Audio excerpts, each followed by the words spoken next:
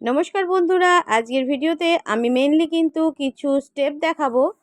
আমি mainly walking exercise করাচ্ছি। সেই ওয়াকিং এক্সারসাইজ করতে করতে আমরা কি ধরনের স্টেপসগুলো করতে পারি সেগুলোই আমি আজকে তুলে ধরেছি। তো তোমরা যে কেউ চাইলে এই ভিডিওটা চালিয়ে নিয়ে কিন্তু তোমরা মর্নিং এক্সারসাইজ করতে পারো। নতুন যারা করছো তাদের জন্য অবশ্যই ওয়াকিং এক্সারসাইজ একটা ইফেক্টিভ। আর যারা হেভি ওয়েট আছো তাদের জন্য, কেননা যাদের হেভি ওয়েট আছে তারা প্রথমেই কিন্তু খুব হেভি এক্সারসাইজ করতে পারে না, কেননা তাদের অন্যরকম সমস্যা হতে পারে।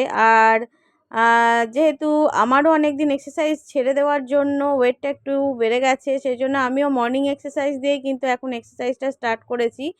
তো দেখো বন্ধুরা, আমরা কি ধরনের এক্সারসাইজ ওয়াকিংয়ের সঙ্গে করতে পারি, যেগুলো কিন্তু শুধুমাত্র তোমরা ভেবো না যে এগুলো লেগ এর এক্সারসাইজ। যেহেতু আমরা ওয়াকিং করছি, এটা কিন্তু লেগের সঙ্গে সঙ্গে ফুল বডি এক্সারসাইজ। যেমন এই এক্সারসাইজটা দেখো, আমরা হাতটা যখন তুলছি তখন কিন্তু আমাদের সাইড ফ্যাটেরও ক্ষেত্রে কাজ হচ্ছে। তো আমরা এই ধরনের এক্সারসাইজগুলো কিন্তু অনায়াসে করতে পারি, সকালবেলা হোক। আর এটা এটা ঠিক নয় যে শুধু সকালবেলাতেই এক্সারসাইজ করা যায়। তবে হেভি মিল নেওয়ার সঙ্গে সঙ্গে কোনো এক্সারসাইজ করো না। এক্সারসাইজ করলে যখন তুমি কোনো হেভি মিল নেবে তার অন্তত 2-3 ঘন্টা পর কিন্তু এক্সারসাইজ করতে পারো। দেখো, এটা আমরা স্টেপ ফরওয়ার্ড এবং স্টেপ ব্যাকওয়ার্ড এক্সারসাইজটা করছি। এই এক জায়গায় দাঁড়িয়েও এক্সারসাইজটা করা যাবে। এবং এইভাবে তুমি একবার ব্যাক সাইডে দেখো পাটা যাচ্ছে, আর যে পাটা যাচ্ছে তার সঙ্গে সঙ্গে কিন্তু হাতটাও মুভমেন্ট হচ্ছে। এখানে কিন্তু আমাদের পেটের ওপর চাপ পড়ছে। তো দেখো, এক্সারসাইজ আমরা এইভাবে মর্নিং এক্সারসাইজ করলে, যদি ওয়াকিংটা বেছে নিই, ওয়াকিং এক্সারসাইজ করতে হলে আমরা 10 মিনিট হোক, 15 মিনিট হোক, 20 মিনিট হোক বা আধ ঘন্টা হোক, যেভাবেই করি সেখানে কিন্তু আমাদের একটা জিনিসই খেয়াল রাখতে হবে যে আমাদের পা কিন্তু ওই সময়টুকু অংশে থামবে না, যাতে আমাদের স্টেপ কাউন্টিংটা ঠিক থাকে। আর যদি কারো স্টেপ কাউন্টিং ওয়াচ থাকে তাহলে তোমরা সেই ওয়াচটা পরে নিয়েও ওয়াকিং এটা করতে পারো, তাহলে বুঝতে পারবে তোমাদের কতটা পরিমাণ ওয়াকিং হচ্ছে। তো আমরা মর্নিং ওয়াক করলে যে বেনিফিটটা পাই, আমরা যদি ওয়াকিং এক্সারসাইজ ঘরের মধ্যে করি তাহলেও কিন্তু আমরা সেই বেনিফিট পাবো। দেখো, এই এক্সারসাইজটা কিন্তু থাই ফ্যাটের ক্ষেত্রে মানে খুবই সুটেবল।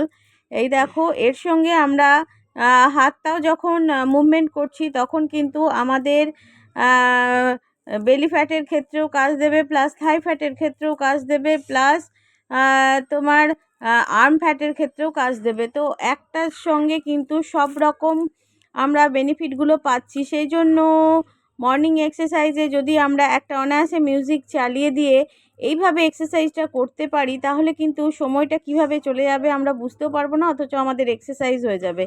এটা কিন্তু খুব ইফেক্টিভ একটা এক্সারসাইজ এবং এটা সবাই করতে পারে। একমাত্র আমি বলবো যাদের মধ্যে কোনো রকম শারীরিক প্রবলেম, অর্থাৎ বিশেষ করে হাড়ের প্রবলেম আছে, তারা ডাক্তারের সঙ্গে কনসাল্ট করে তারপরে এক্সারসাইজ স্টার্ট করো। আদারওয়াইজ কিন্তু সবাই এই মর্নিংয়ে বা যে কোনো টাইম, তোমাদের সময় সুটেবল টাইমে তোমরা এই ওয়াকিং এক্সারসাইজটা করতেই পারো। দেখো, এই যে এক্সারসাইজটা আছে এই ক্ষেত্রে কিন্তু বেলি ফ্যাটের ক্ষেত্রেও খুব প্রভাবিত, কেননা পেটের ওপর চাপ পড়ছে। এই যে এইভাবে যখন আমরা করছি পেটের ওপর চাপ পড়ছে, তার সঙ্গে যখন আমরা পাটা ওপরে ওঠাচ্ছি তখন কিন্তু থাই ফ্যাটের ক্ষেত্রেও খুব ইফেক্টিভ একটা এক্সারসাইজ। আজকের ভিডিওটি তোমাদের কেমন লাগলো অবশ্যই কমেন্টে জানাবে এবং অবশ্যই এক্সারসাইজ শুরু করো এবং সুস্থ থাকো। Thank you.